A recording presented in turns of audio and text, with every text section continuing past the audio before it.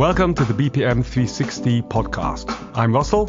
And I'm Caspar. And together we will help you navigate the treacherous waters of the BPM adoption journey. I hope you enjoy the podcast.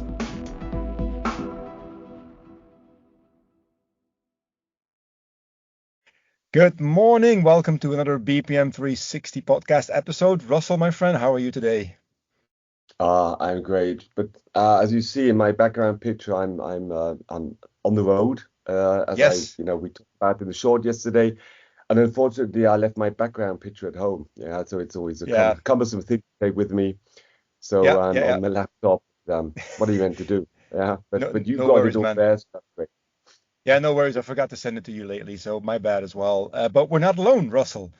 Tell me, we have somebody. Absolutely. We have a guest. I'm totally stoked that I managed to convince Corinna to join us today. So we've known each other for quite some years, and I know she's always super busy. Yeah, and that's why I'm really happy to have her here today. And she is, my BPM Superwoman, and we want to talk about all the things she does that are good for her company. And so, welcome, Corinna. Yeah, welcome. Thank you. Then let me introduce myself a little bit. So, Good point. BPM Superwoman sounds great. I never was thinking about this, but I would print me some shirt for this. Put it on your business card. Put it on your business card, and then see how long it takes till the people in your company notice. Definitely, I will do this. Yeah. So. My name is Corinna. I'm working for Phoenix. I'm working there in the process management surrounding area almost 20 years. So I would say process management is some kind of passion. So it never was my target to be in this field. So I'm originally a mechanical engineer. So I came from the automotive company. So. And some kind of step in and see what it is, and I'm staying in process management. So what I'm doing, so privately, I have a family, two boys, kids. My private life is like staying on football playground and being some kind of soccer mom. So also this was not my plan in the past, but now I'm a passionate soccer mom. So we have 20 chickens. So next to boys, I have 20 chickens. So this is what I'm doing in my private time. There's a lot to manage there. Yeah. So we'll talk about later if it's harder to manage 20 chickens or Phoenix content on BPM. Or two boys, yeah. I guess the combination is right hard, yeah. I can imagine. So maybe to the company setup, which I think is also interesting. So it is.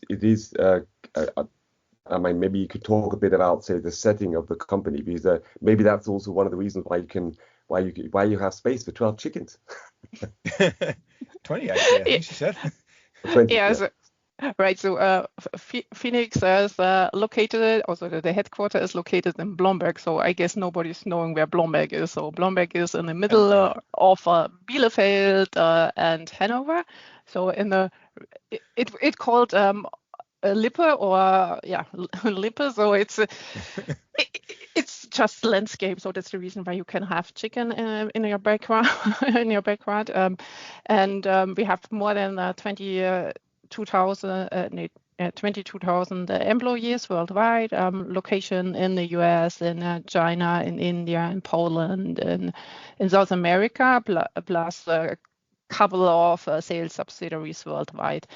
We are producing electrical and electronic products for the whole industry. So from an automotive like e-mobility, plus house sustainability, automation, so everything around electronic products. Okay. So how long have you been now in the BPM space there? So I started at Phoenix in 20 years ago. So last year it was my 20th anniversary. So congrats.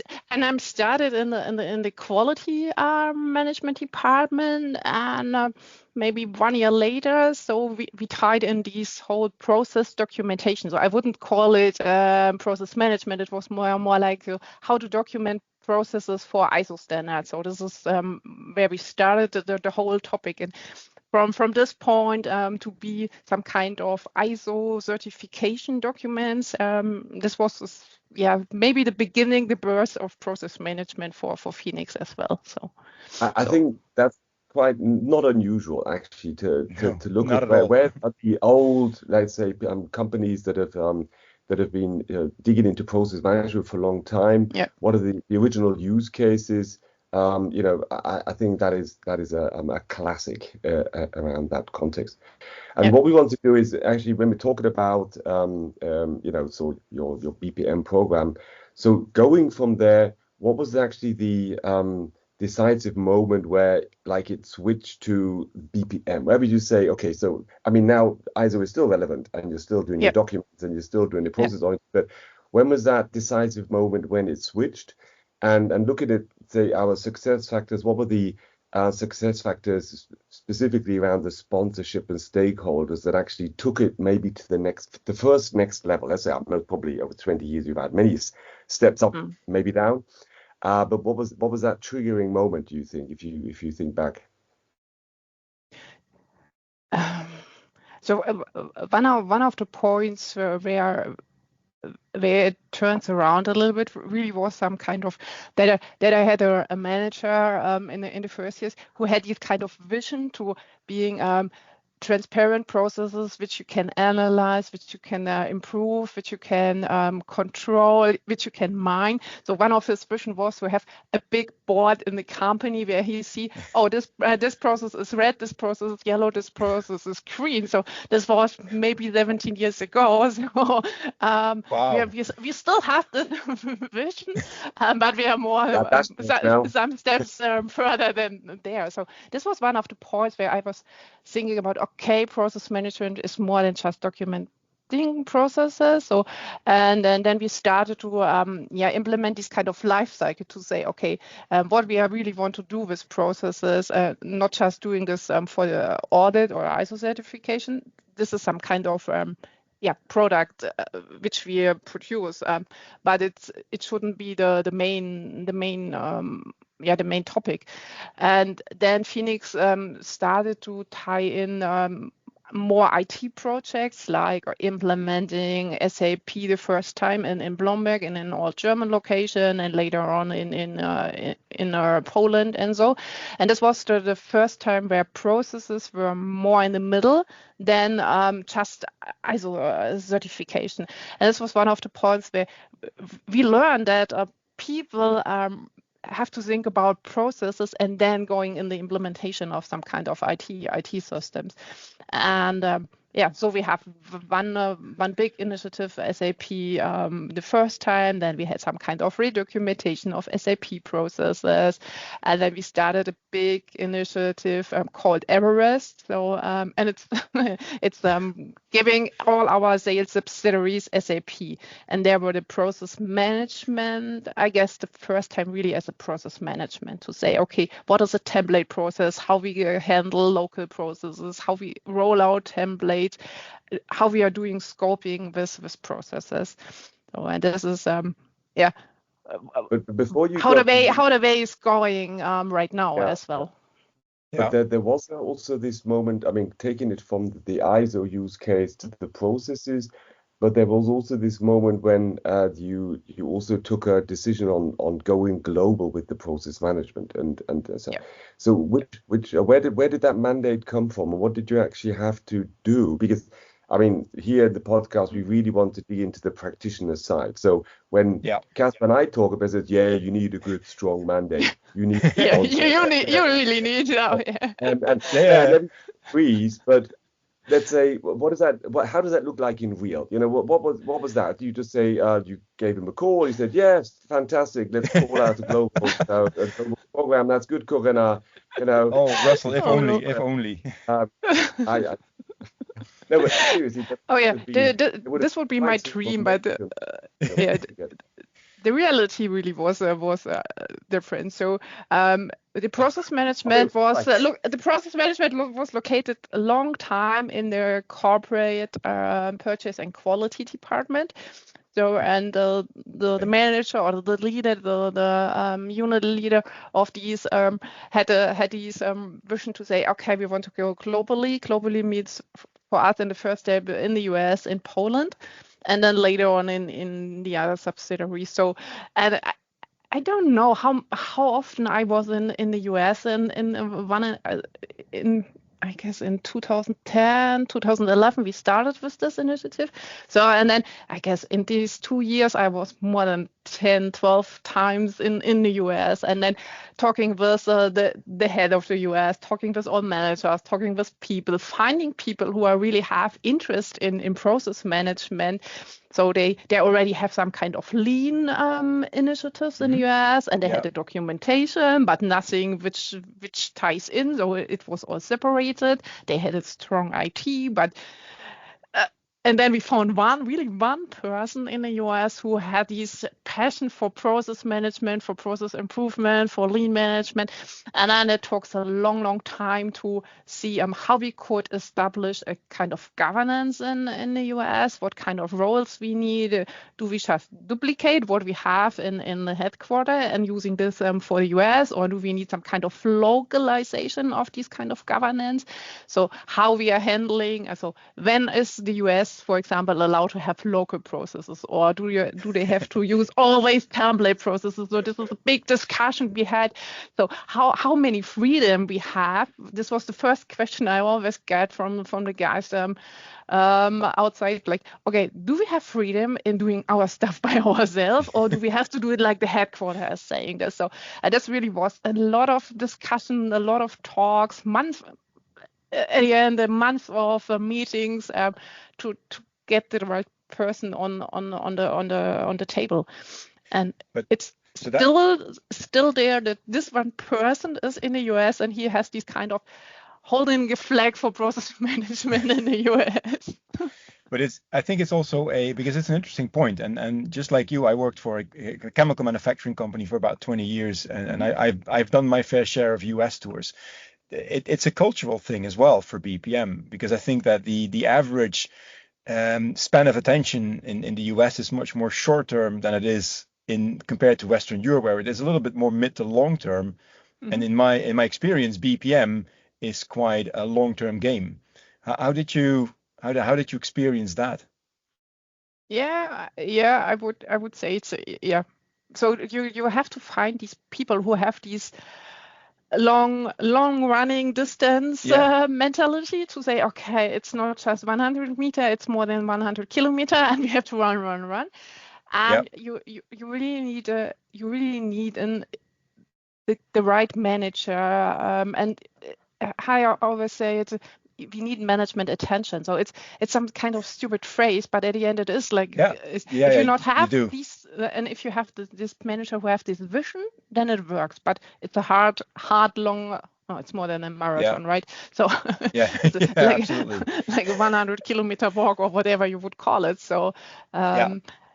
And what we also figured out is that you have to give the location outside of the headquarters always this kind of feeding them with, okay, we want to have process management for the SAP implementation. We want to have it for global CRM or whatever kind of initiative, so that they are involved. Because if you're not involving them over a long time, so they are just waiting, then they are doing other stuff, right? So so maybe it is like having them always in the boat and giving them some kind of task, giving them some kind of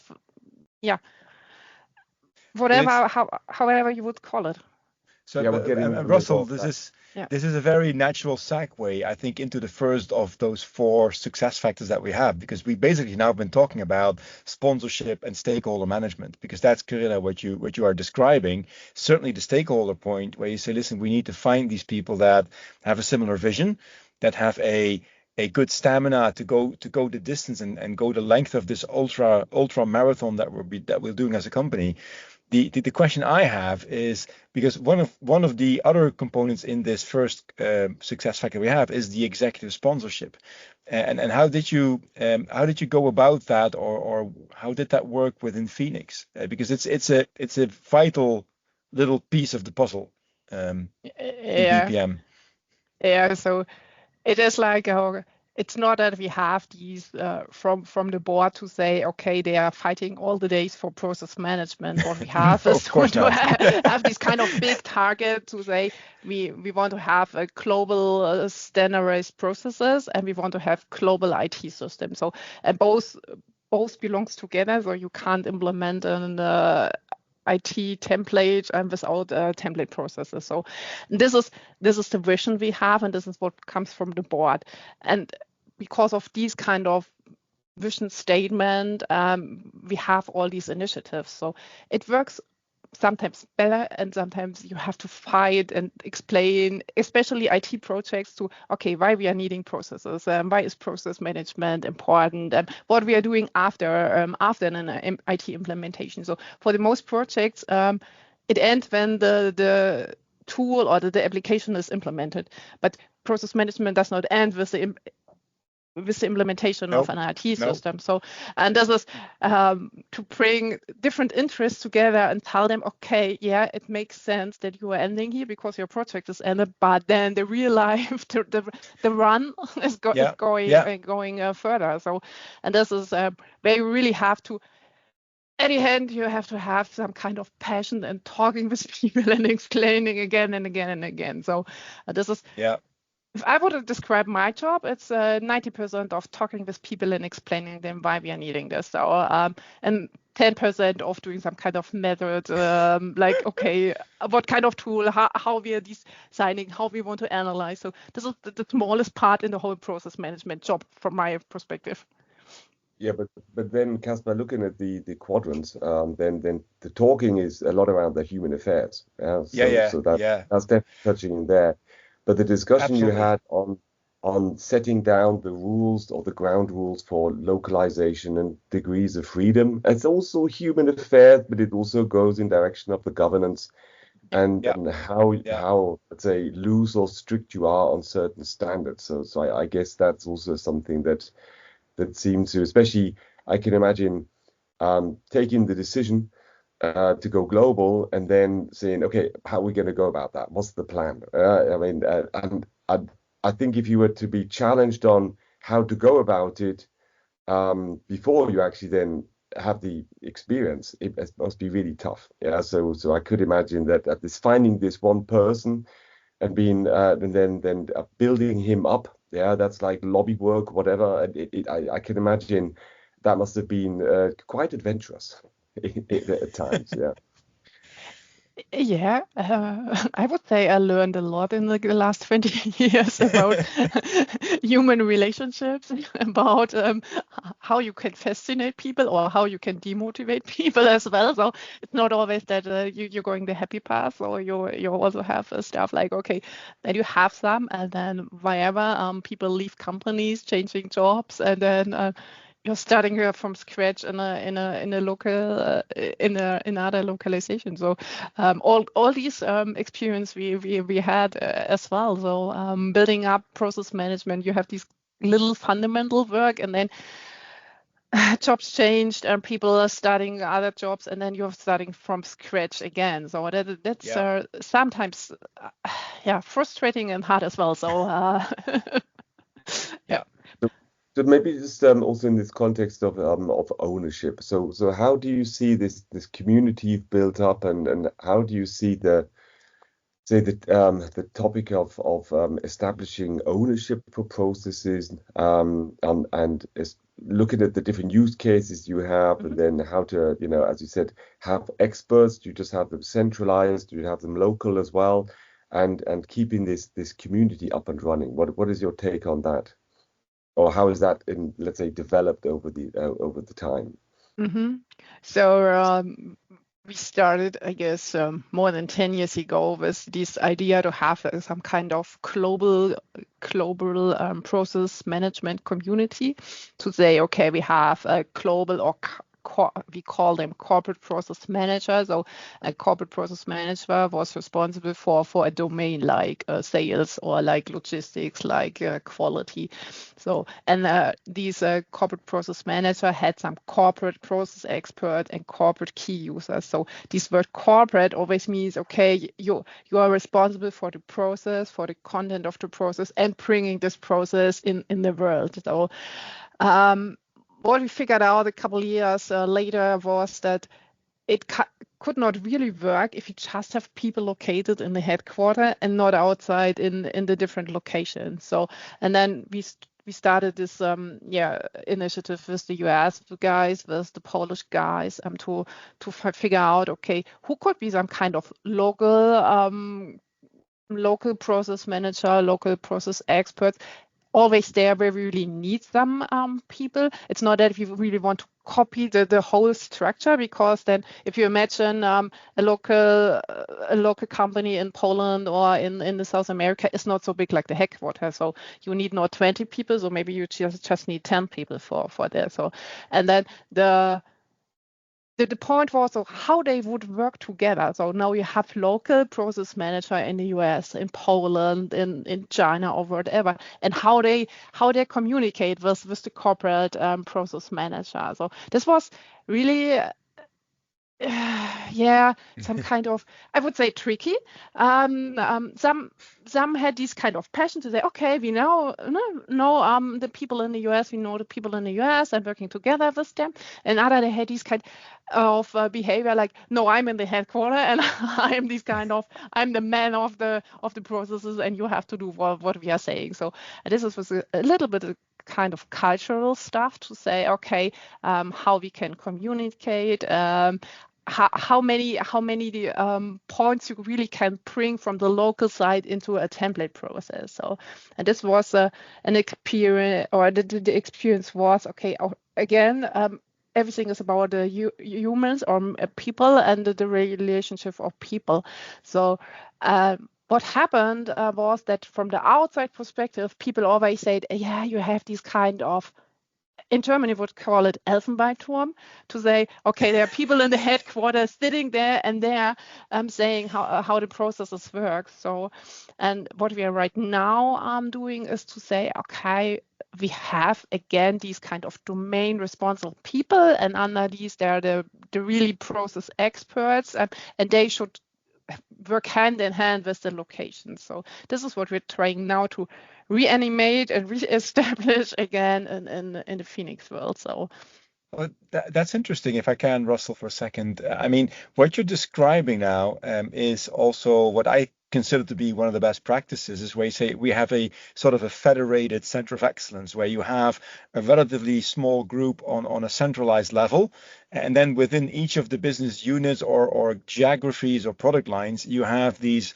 representatives who help you implement standards, but they also help you figure out where you need to go more local, because ultimately corporate is corporate, and it's an ivory tower at times, so you can't imagine that they know everything that goes on in the local markets. So you need to have people on the ground. So I like that setup. The other thing that I hear, and that's an interesting one, so I have a question about that. I think it's the term process classification, means that I have, not all processes are equal. I might have processes that I can standardize. I might have processes that I need to be flexible about because they're so specific to a business unit or to a country that we need to allow those local variants to be, or local processes to be there as well. Did you apply that, let's say, process classification, maybe not as formally as it sounds, but did you make that distinction between I have standardized processes and I'm quite ruthless about those, and I have business specific processes where I simply facilitate? And how did that work? Yeah.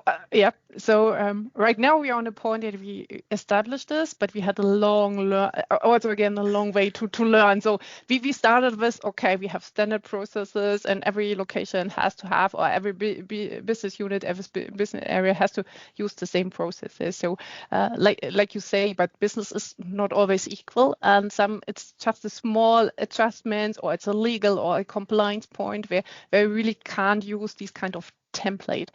And now we're on this point that we say, okay, if we really want to, or if it really is different because of your business case, because of the capabilities you have to fulfill, or because of legal stuff, we're working right now with these kind of variants to say, okay, we have some kind of template, but we have maybe a local variant just for a location or just for a business unit or a legal department.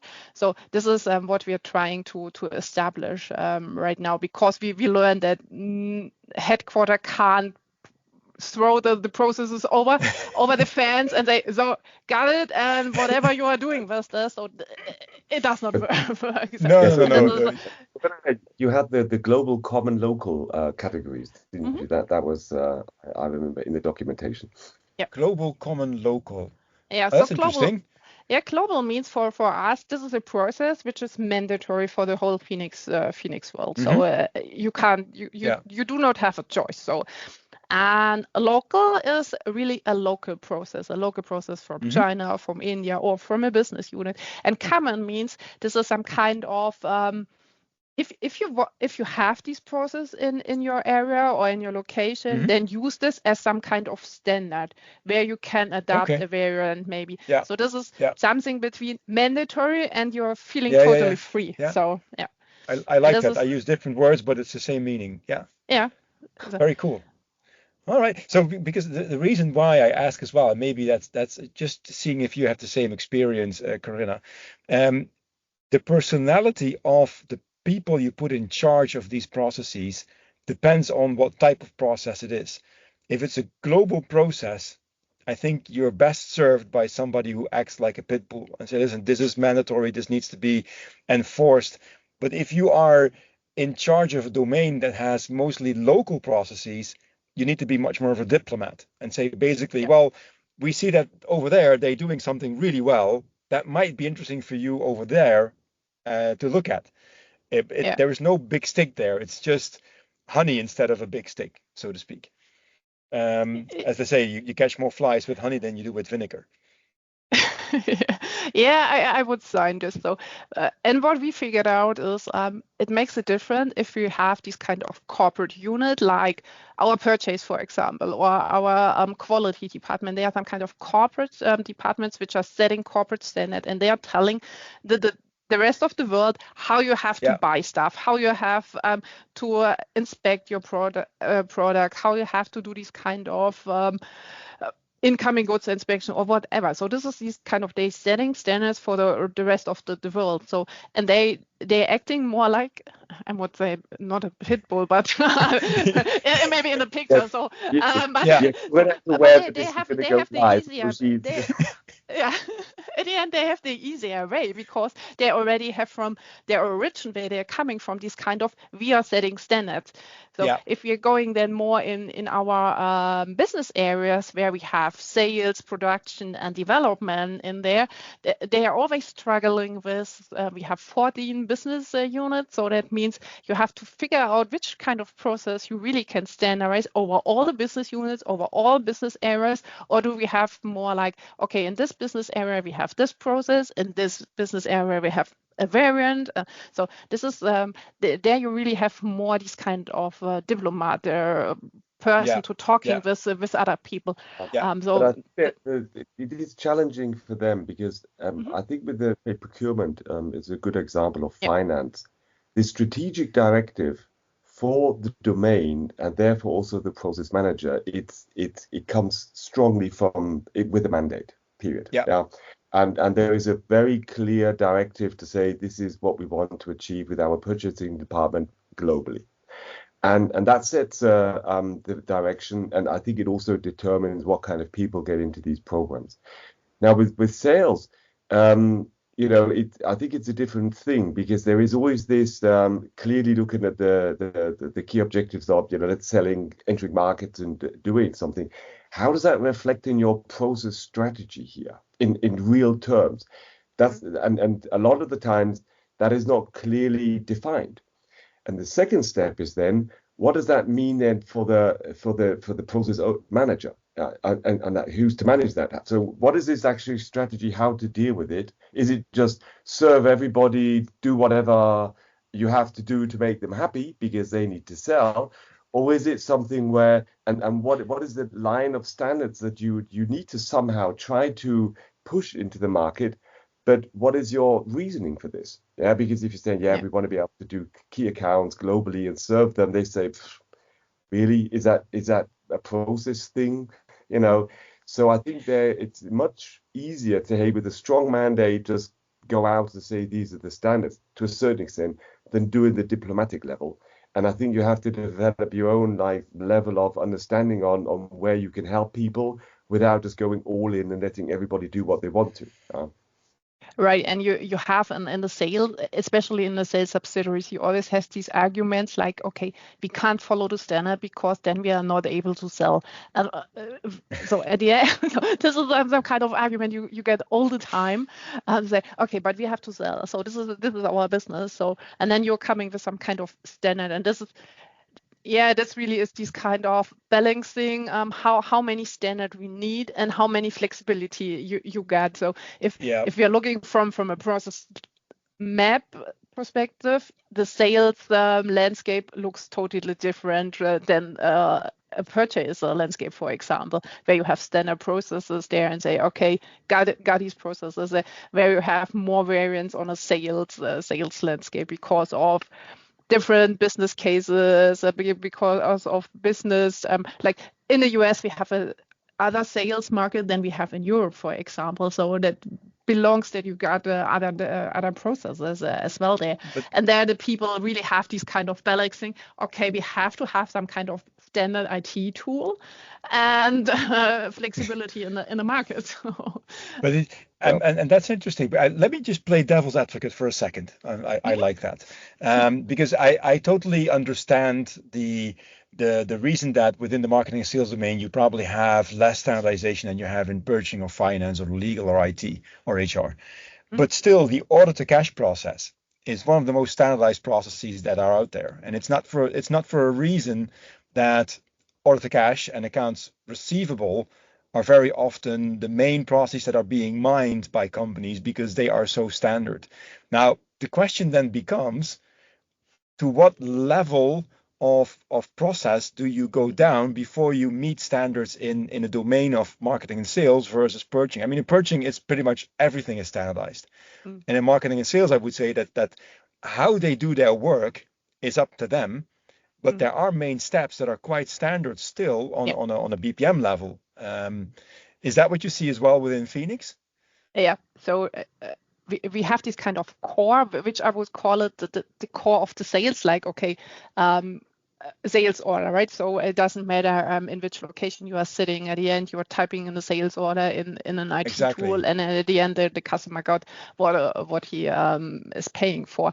But everything around there, like what we would call it lead management, pre-sales, all this stuff is more like fussy. So it's not that you really say, okay, you have to do it in bar. It's more like, okay, at the end, the result is important. So with implementing a global CRM system, we are getting more to this point that we also have there some kind of standard to saying, okay, if you're typing in a lead, it has to be the same. So, but how you come to the lead or when this is more like where you have this flexibility, and this is why we have there maybe more variance than on a corporate purchase landscape, for example. But the core business of sales, like a sales ordering process, is the same because it's already given from the IT system. So. Yeah. No, and that's fine. That's a good point, Caspar, because when and there's something about process management, when you document them out, you're talking about modeling, looking at it, you say, that's the same process. However, how it's lived, so how fast do you confirm your order? Yeah. And do you do it based on some real secured stocks, or do you just do it immediately and then have some changes later? How you go about, rebates and stuff like that. So, and you look at the process, that's fairly standardized. And then you see the way the people do the business, and it's just, it can be crazily different, even in order to cash. And let's not But talk about how but people get to lead. in all honesty, Russell, it's the same thing in purchasing. I mean, the procure to pay process is really standard, but the way that the buyers negotiate and source their materials is very Yeah. personal, and it depends on very much on what type of raw material you're Yeah. buying. Because to me, purchasing and marketing and sales are basically the two sides of the same coin. Because it's always a purchasing person is always talking to a salesperson and the other way around. And I never understood that properly until I worked in that chemical company where they had actually career path where you would switch actually from sales to purchasing to find out how life on the other side of the table actually was. And that's why you see that there's a lot of, let's say, mirroring between those two functional domains. And that's also the reason why I play devil's advocate, because I do think that there's much more in common between those two. Because very often we say purchasing is really standardized and marketing and sales is the wild west of process management, and they do whatever they like to do. Well, the buyers are exactly the same type of people, typically on the purchasing side. But I mean, it's a cultural thing. And I just want to throw it out there because it was very recognizable for me, also from the story, Corinna, that you just mentioned. Yeah. All right.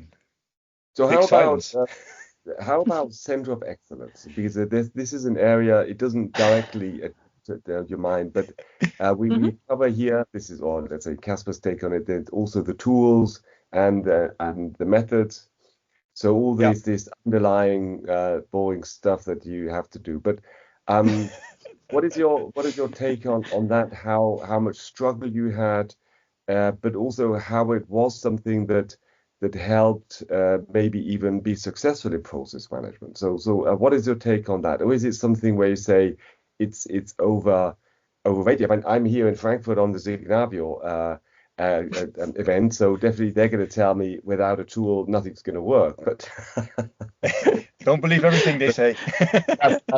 that's of these. No, seriously. And so because I think you spend a lot of time defining methods and trying to establish them and also getting the help of tools. But what are the key areas where you see that is something that is important, and sometimes where it's it's like a lot of pain as well. Yeah, so I would say at the end, yeah, we need this kind of tool, and we need a kind of some kind of methods, because if you don't have it, how would you go out outside from the headquarter and telling people how should they do this? So we have we have one central process management tool. Not centralized over all location, but we are saying if you want to have process management in location, you got this tool, you got the set of methods, and this is what we are handling centralized in Blomberg. So we are a small group of Center of Excellence. Sounds great if we are not calling us so, but at the end, we are the Center of Excellence. Yeah, I guess why not? Yeah, but we are this kind of Center of Excellence of process management. So, and we are having this, we are always calling us the consultant of Phoenix Contact for process management, and we are providing tools and we're providing methods. And I believe you need these kind of tools. So what we figured out in the couple last year is that you can't have these kind of closed job tools. So at the end, you need this kind of flexibility to link to other tools, to that tools are working together. So because of the IT has some kind of application lifecycle management, and the project management has some kind of tools. Our development has a kind of tool. So, and this is what we're working on continuously to bring the process management tool together with other tools, so that people can work easily, find easily what they are needing. So at the end, the people who are working with processes, for them it's more like it has to be easy to find what they want, and it has to be easy to design and improve processes. So the most of the people don't care about the tool, so it just have to be a tool. So we had tool discussions over years, like, okay, we are going with this tool, we are going with this tool, we are going with, so we have these kind of curve all the time. But at the end, I believe it doesn't matter what kind of tool, you just need one, and then you have to have it in a stable way. And you have to have methods which are easy to understand for people. So we have discussion like what is better, EPC or BPMN? So what kind of BPM and how many information people really need? So need an IT person more detailed information than a business guy. So and this is these where you have to find the balance, or at the end where you have to find maybe several layer of information. So and this is what we now try to set up a little bit more to say, okay, not putting everything in one pot and every person has to give the same information, more like stakeholder relevant information giving. So this is what my experience is from the last years, to say, okay, people in the management need other information than people on the desk or on the really on the shop floor. So and this is what we are working from a process management governance perspective on, and then this giving to the other location and saying, okay, Center of Excellence in the US, Center of Excellence in Asia, and providing this to your locations and to your people. So, Sounds good. I think we got room for one more, Russell, before we need to start thinking about wrapping it up. So last one that you have in your mind, Russell, for Corinna. Well, I love putting him on the spot. So maybe you already go to the wrapping up session, because I do think we covered a lot of governance and human affairs. Yes, we did. We did. COE and tools, stuff like that. We could always spend hours just on that topic. I know that. So ultimately, also in direction of a wrapping it up. So what is the BPM superpower you have? Oh, there we go. Well, yeah, that's a nice one to wrap up with. Yeah, power that you, as head of process, doing it for 20 years. You're still there, still standing. So let's go in that direction. So what do you think? Just for other people listening in and saying, "Oh, I've been doing this for 2 years now. Let's listen to what I have to do, or what powers do I need to survive 20 years? What does it take?" I was thinking last year when I had a 20th anniversary, why I'm doing this since 20 years. So I'm not sure. It's at the end, it's my personality to say, okay, I'm really passionate in this kind of topic. I want that process management really works at Phoenix. So this is my personal vision, to have these kind of, we're having processes, we are mining processes, we're analyzing and optimizing processes, really as these kind of big life cycles. So, and what does it need for? Yeah, really these kind of passion, motivation. Yeah, there are weeks where you say, oh my God, why I'm doing this all the time? Why I'm telling people 10,000 times the same stuff? But at the end, really, it's this kind of vision I have to have. And it's not just for audit, or it's not just for compliance and legal, because I'm seeing process management really helping people and helping the company. And that's maybe why I'm doing this since 20 years.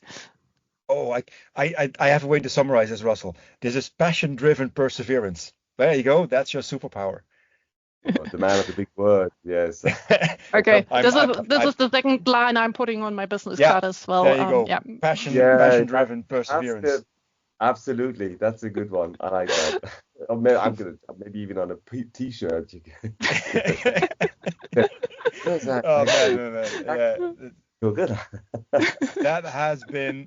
It has been really a pleasure, Corinna. It was very nice meeting you. I'm very much impressed by the passion-driven perseverance that you have and that you've shown, and I'm sure that our listeners really are going to enjoy this episode. So, Russell, I kicked it off. You want to wrap it up? No. Then I'll wrap it up. Corinna, as I said, I've envisioned since we had the podcast that to have you on the show to talk to you, because I've always been really impressed by the perseverance you've put into and the heart that you've put into this topic, and ultimately I think I've always seen how there has been resistance, but you always overcome it. You've always been successful. Sometimes you have to negotiate to go down on different paths. but you've always stuck on it. And I've always been super impressed by that. And I really thought there's a lot that you have to talk about that and share with other people. That's why I'm really, really happy to have had you here today. And let's. And one last thing is as well, if people want to reach out to you, I guess they can get hold of you over LinkedIn. Principally, you could also get in contact with us over questions at bpm360podcast.com. If you have any questions that you maybe want to relay over us or bring into the show, we can follow up any ideas. If you want to have a one-on-one, maybe we can have a BPM battle with some people here on the show. That would be nice. Ultimately, I think that the idea of this session was to actually kick off dialogue, and not just in the one or the three constellation as we have it, but with other people out there. So I really think that we've had a lot of events where we've been and presented, and I think that's what it's about. So getting some messages out there and looking for the one person in America to say, I'm going to give Corinna a call because I'm also passionate about that, and other people. So we build up a community to strengthen ourselves and strengthen the topic BPM. I think that's what it's all about. Okay. Very good. So, Caspar, was that a wrap up enough? Oh, very nice. I'm just going to close it out. Thank you very much. And for the listeners, stay tuned for more.